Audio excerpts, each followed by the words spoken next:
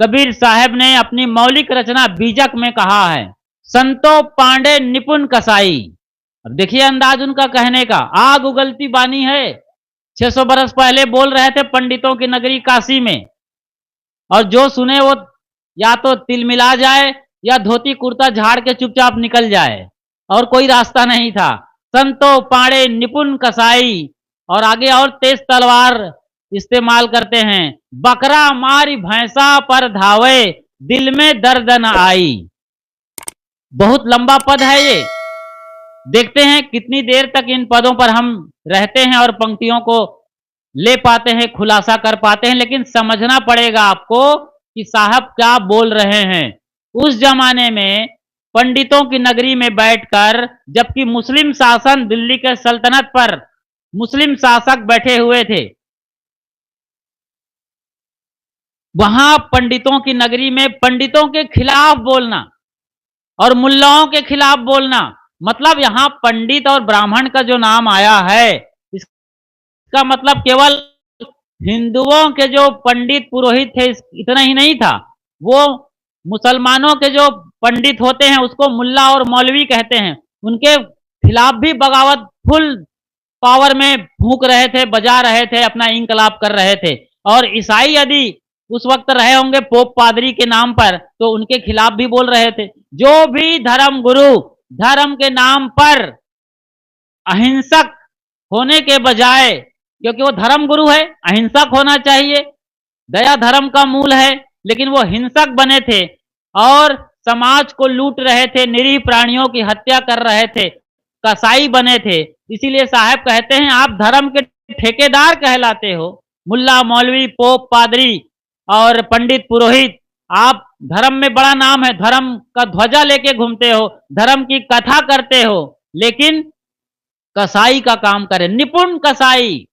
क्या बात है, एक विशेषण लगाते हैं, एकदम सुप्रीम क्वालिटी के कसाई थे। मतलब गला भी रेतते थे और ईमानदारी से व्यास गद्दी पर बैठकर कथा भी करते थे, और लोग उनकी स्तुति प्रशंसा करते थे, और वो दीक्षा और मंत्र देते थे। ये सारी बातें नीचे की पंक्तियों में साहब ने लिखा है, बोला है। संतो पाड़े निपुण कसाई। कसाई तो बेचारा रोजी रोटी चलाने के लिए अपना बकरा मुर्गी काट करके बेचता है और जीवन यापन कर, लेकिन पंडित होकर के, धर्म के अगुवा होकर के, प्रतिष्ठित व्यक्तित्व होकर के, समाज में आपका ऊंचा ओहदा और नाम है, वहां बैठ करके आप ऐसे कसाई का काम करते हो, और वो भी बकरा मारी भैंसा पर धावे। क्या बात है, अद्भुत शैली सदगुरु कबीर साहब की। तो सदगुरु कबीर साहब उस जमाने में क्या कह रहे थे और आज क्या हो रहा है, इन दोनों को आज अच्छी तरीके से समझते हैं। साहब उस जमाने में जो देखते थे वो तो बोलते ही थे, इसमें तो कोई शक और सुबह नहीं है, और आप उनकी तमाम वानियों को पढ़े हैं। इसके पहले एक और पद आया हुआ है, उसमें वो दोनों की बात कर रहे हैं, उसको सुनने लायक है। बीजक में ये बात लिखी है, संतो राह दुनो हम दीठा। हे संतों, हे लोगों, मैंने दोनों रास्ते को देखा है, जो दीन के रास्ते हैं, धर्म के रास्ते हैं। क्योंकि उनके सामने मुसलमान के मुल्ला मौलवी और पंडितों के हिंदुओं के पंडित पुरोहित होते थे, इसलिए दोनों को संबोधित करते थे साहब। और दोनों लोग आते थे, बैठते थे, अद्भुत लोग थे। साहब फटकारते थे, भूला बे अहमक ना दाना, जिन हरदम राम ही ना जाना। ऐसे फटकार लगाते थे, भूला कहते थे, बे भी बोला साहब ने। जो बे गांव देहात की बोली की भाषा है ना, भूला बे अहमक मतलब भटका हुआ, नादान, सब बोला है। गाली भी दिया है अपनी भाषा, लेकिन सौष्ठव है गाली देने में, एक कला है, एक अंदाज है, एक निरालापन है। वहां बैठ करके साहब बोले थे जहां से उनका अधिकार बनता है। तो संतो दोनों राह हमने देखा है अच्छी तरीके से। और साहब कहते हैं, हिंदू तुरुक हटा नहीं माने, स्वाद सबन को मीठा। हिंदू और तुरुक मतलब मुसलमान, दोनों अच्छी बात नहीं मानते थे, क्योंकि दोनों जीव के लंपट हैं, लंपट रहे हैं दोनों। स्वाद सबन को मीठा, अच्छा अच्छा मीठा, मतलब यहां पर जो मांस मदिरा के अभक्ष भोजन करने की बात आ रही है, और उसको आज हम टैली कर पाए। तो अभी जो बहनें बोल रही थी, ये गुटखा तंबाकू जर्दा खर्रा पान पुकार मालिक चंद माणिक चंद, एक से एक नाम है, और वो विमल, दाने दाने में कैंसर का दम। और 3 बड़े कलाकार आते हैं, शाहरुख खान, अजय देवगन और अक्षय कुमार। इन तीनों को हमारे देश में राष्ट्रपति द्वारा पद्म भूषण, पद्मश्री जैसे बड़े बड़े राष्ट्रीय सम्मान निकले हैं। लेकिन ये लोग इतने गंवार और जाहिल लोग हैं, देश को बर्बाद करने में इन लोगों का बड़ा नाम है। आप उन्हें हीरो कहते हैं, वो जीरो भी नहीं है, जीरो से भी माइनस के लोग हैं। जो गुटखा, तंबाकू, पान पुकार बेचते हो एडवर्टाइजमेंट के जरिए, वो कैसे लोग हैं जो अपने ही युवाओं को भ्रष्ट कर रहे हैं। और तो और अभी इसी चलन में गुटखा, पान, तंबाकू, जो ये भी किसी कसाईपन से कम नहीं है। गुटखा बनाने वाले कसाई हैं, बेचने वाले कसाई हैं, खाने वाले तो खत्म ही है, समझो कसाई कहना भी मुश्किल है। वो तो जल्दी मरने की तैयारी कर रहे हैं।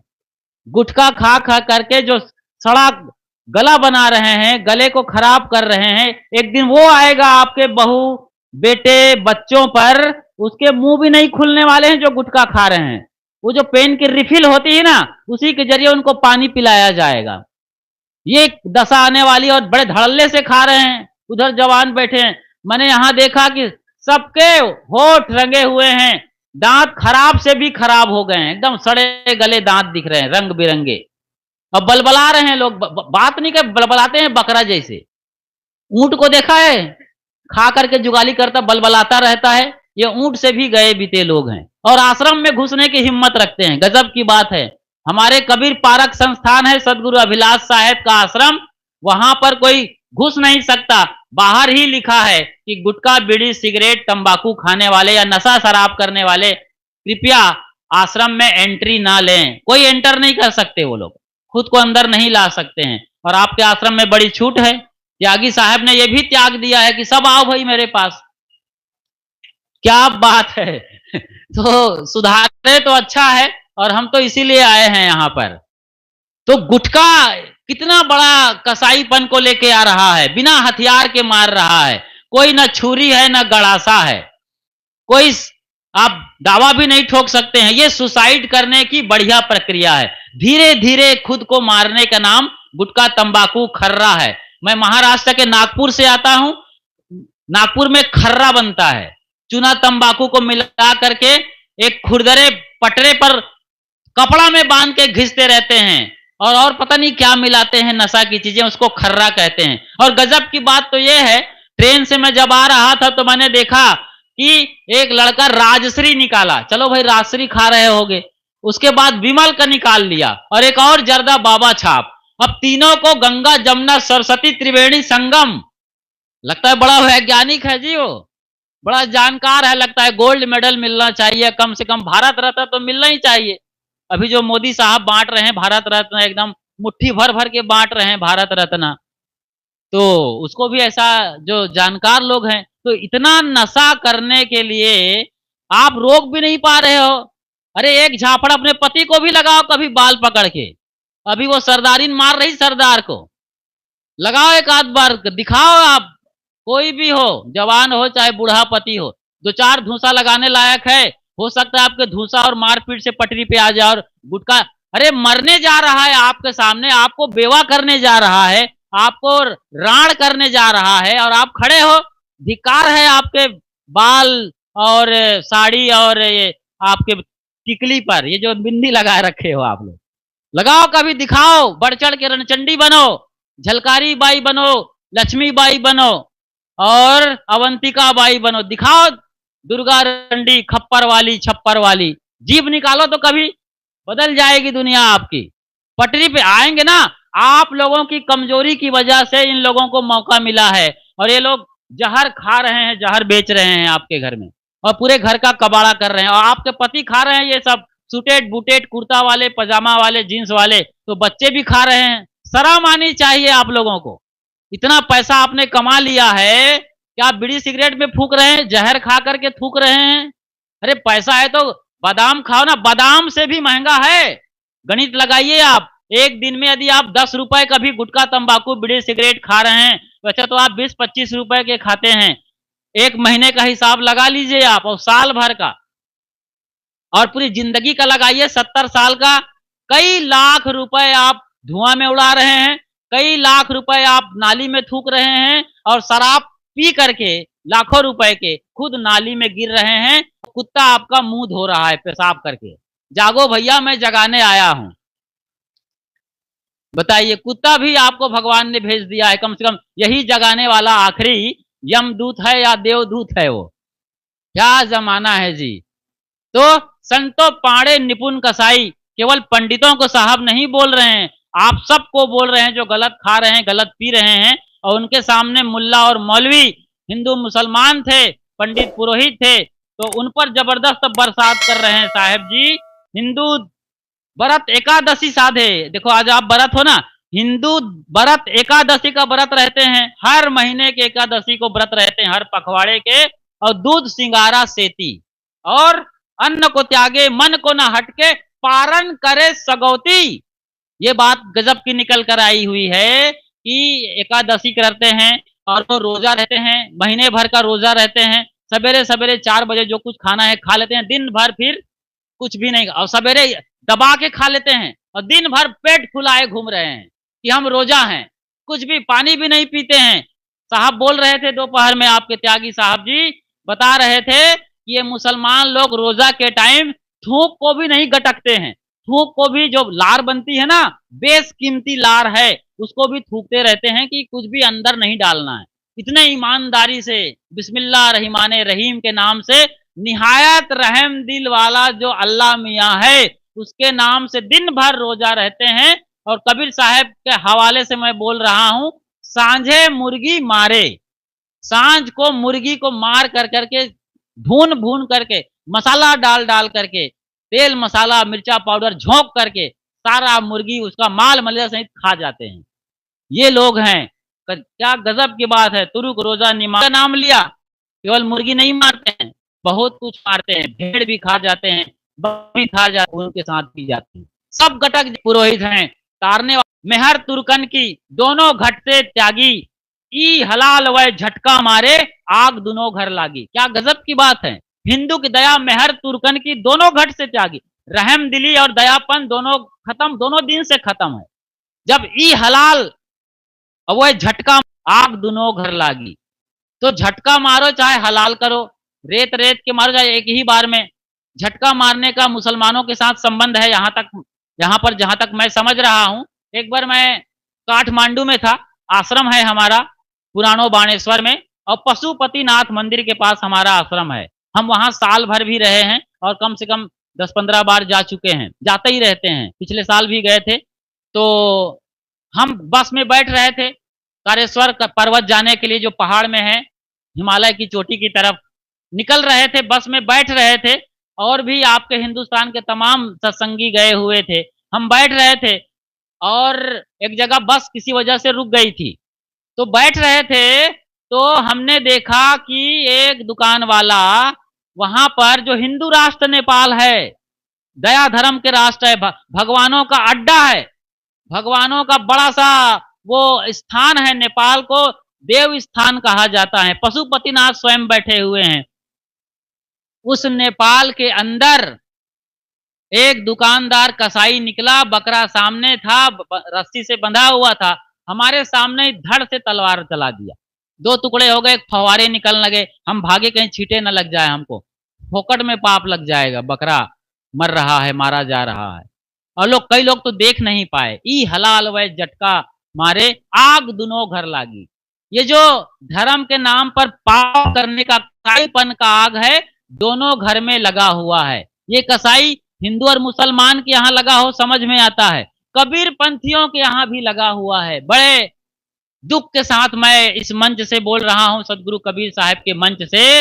अभी अभी मैं बता रहा था कि एकादशी और रोजा के दिन वो करते हैं, लेकिन एकादशी के दिन हिंदू लोग मांस से पारण करे सगौती, जो पारण करते हैं, व्रत खोलते हैं एकादशी व्रत को, अंडे, मुर्गी, मछली, भेड़, बकरी, दुम्मा यानी भेड़ और गाय तक को खा रहे हैं। इतना एक्सपोर्ट हो रहा है देश में, सबसे बड़ा एक्सपोर्ट अड्डा है हमारा देश, दुनिया को निर्यात करने के लिए मांस का।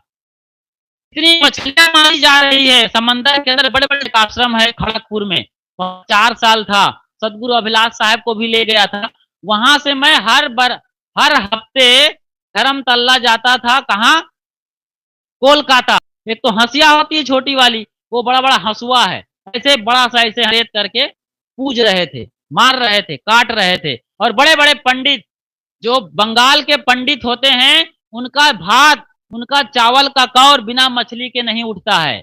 बड़े बड़े पंडित हैं, नामी पंडित हैं, जो देश भर में कथा करते हैं, दुर्गा पूजा का आयोजन करते हैं, अनुष्ठान करते हैं। तो ऐसे लोग हैं। तो मैं कह रहा था कि हिंदू लोग भी एकादशी व्रत तो रहते हैं, लेकिन मांस भक्षण के साथ अपना व्रत खोलते हैं। गजब की बात है। और कबीर पंथियों में भी अब जबरदस्त घुस गया है ये मांस भक्षण।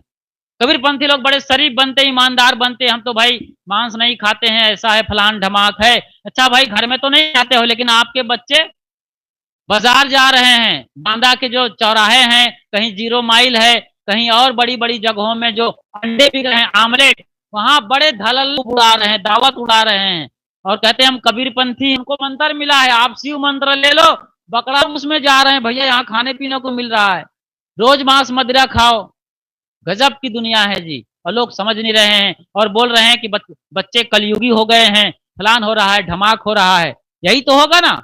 एक लड़की के 35 टुकड़े हुए थे, जिसका नाम श्रद्धा था। ये कहां से आ रहा है? हालांकि मुसलमान लड़के ने श्रद्धा के 35 टुकड़े करके फ्रिज के अंदर डाल दिया था, लेकिन अब ये हिंदुओं में भी आ रहा है। हिंदुओं के लड़के बच्चे भी, युवा जगत, जो भारत के कर्णधार हैं, खुदीराम बोस, अशफाक उल्ला खां और नेताजी सुभाष चंद्र बोस, आजाद और भगत सिंह, जिनके यहाँ निकलने वाले हैं, झलकारी बाई अवंती का जहां से निकलने वाली हैं, ऐसे युवा पीढ़ी आज नशा में डूबा है, शराब में डूबा है, मांस मदिरा में डूबा हुआ है। और क्या होगा भारत का भविष्य? तो सदगुरु कह रहे हैं, संतो पांडे निपुण कसाई। पांडे कहते हैं जिसकी बुद्धि प्रज्ञा, प्रज्ञा शब्द से पांडा बना है, पंडा, पंडा से पंडित, और उसी पंडित को पांडित कहते हैं, पांडे। उसी को पांडे कहते हैं गांव की बोली भाषा में। पांडे को पांडे है, पांडे जी कहाँ जा रहे हो, पांडे जी क्या हो रहा है, लोग गांव में बोलते रहते हैं। आपके यूपी में तो साधारण सी भाषा है। तो पांडे के निपुण कसाई का मतलब केवल पंडितों, मुल्ला, मौलवी, पोप, पादरी पर नहीं है। जो दर्द है, पीड़ा है, वो खून से रंगा हुआ है, उनके ओर से नहीं, आपकी ओर से। क्योंकि आप भी, अधिकतम लोग, हो सकता है हालत देखिए क्या हो रहा है। इस बात को समझने के लिए मैं कह रहा हूं, साहब क्या कह रहे हैं, हम तो दोनों परस्पर से हैं, पाप कटन को कथा सुनावे, करावे नीचा है, और दया करो, दिल में दया रखो, रहम करो, मुल्ला जी बोल रहे हैं अपने वहां गा। और इसी का अंजाम हो रहा है। इसी की बात ये आ रही है निकल करके कि जब आदमी साधारण प्राणी के, भेड़ बकरियों के आप जब खून पीने लगेंगे, तो हिंसक प्रवृत्ति प्रबंध पी रहे हैं, बहुओं के खून पिया जा रहा है, उन्हें मिट्टी तेल डालकर जला दिया जाता है, पेट्रोल डालाकर भून दिया जाता है। ये यूपी में सबसे ज्यादा है। शादी होने के बाद बहुओं को मार है। ये बहुत बहुएं हैं, बहुत बेटियां हैं जो बमुश्किल 15 दिन टिकती हैं। संत गुरुजन जो सत्य का संदेश देते हैं, सच्चा बोध देते हैं, उनके पास आप नहीं बैठते हो। इसी का खमियाजा आज पूरा देश रहा है। साहेब उस पद में आखिरी में कहते हैं, गाय बंधे ते तुरु कहे, इनते क्या वह छोटे। सारा कुछ ड्रामा, नौटंकी सब कर रहे हैं भगवान के नाम पर। अपन भोग खा रहा है, तो कभी भर के ले जाते हैं बिहार में, वो जो एक रस्म आता है, क्या क्या बोलते हैं उसको, सूर्य पूजा, छठ पूजा में कितना छप्पन, समझिए इन बातों को। साहब कहते हैं, आत्म राम पलक में बिन से रुधिर की नदी बहाई, अति पुनित ऊंचे कुल कहिए, सभा माही अधिकाई, इनते दीक्षा सब कोई मांगाई। सभा में अति ऊंचे कुल पर उनको बैठाया जाते हैं, और इनते दीक्षा सहे हैं, तिलकधारी, जनेऊधारी, इच्छा सब कोई मांगे। पाप कठन को कथा सुना रहे हैं, ये दीक्षा मांगेंगे ही लोग, हमारा कल्याण होगा। आप लोगों की वजह से, आप जैसे डरपोक लोगों की वजह से ये लोग हिंसा हत्या में उतर आए हुए हैं। सदगुरु कबीर साहेब अक्खड़, फक्कड़ और घुमक्कड़ थे। किसी बात पर कोई मुलाहिजा नहीं करते थे, जो देखते थे वो बोलते थे। दद्दा देखहु बिन सन हारा, और जस देखहु तस करहु विचारा। जैसा देखो वैसा विचार करो, और उस सच को सबके सामने प्रस्तुत करो। अक्खड़ थे, फक्कड़ भी थे, कुछ भी नहीं था उनके पास सिवाय अपने शरीर, कुर्ता और एक लोटा, इसके अलावा कुछ भी नहीं था उनके पास। सब छोड़ चुके थे और फक्कड़ थे मतलब घूमने वाले थे, देश विदेश से हाव फिरा, गांव गांव की खोरी। तो ऐसा कहने वाले सदगुरु कबीर साहब आज पूरी दुनिया में संतों के सम्राट कहलाते हैं। सब उन्हें सुनते हैं। उनकी बात जो दो टूक कहने की शैली और अंदाज है वो सबसे निराला है। आज बड़ी-बड़ी सभाओं में सेमिनार आयोजित किए जाते हैं। घंटे 2 घंटे चलते हैं, लेक्चर चलते हैं बड़े-बड़े लोगों के जो जानकार होते हैं, ऐसा कहा जाता है। 2-2 घंटे तक बोलते रहते हैं। साहब उन सारी बातों को 2 घंटे की बात को, 4 घंटे की बात को 2 लाइन में बोल देते हैं और उसे आप साखी कहते हैं। उनकी मौलिक रचना बीजक है। आखिरी में साखी प्रकरण है, यदि आप बीजक को जानते हैं। बीजक भी गजब का नाम है। बीज से बीजक शब्द बना है। बीज में सारा मूल समाया रहता है। उसी में विशाल बरगद, बीज आप देखा है? बरगद के वृक्ष को देखिए, सरसों के दाने के कई टुकड़े करेंगे तब एक बरगद का महीन सा बीज बनेगा। उसमें कितना विशाल बरगद समाया हुआ है। ऐसे ही सदगुरु कबीर साहब गजब की शैली में अपनी बात रखते हैं और पूरी सभा को हिला कर रख देते हैं।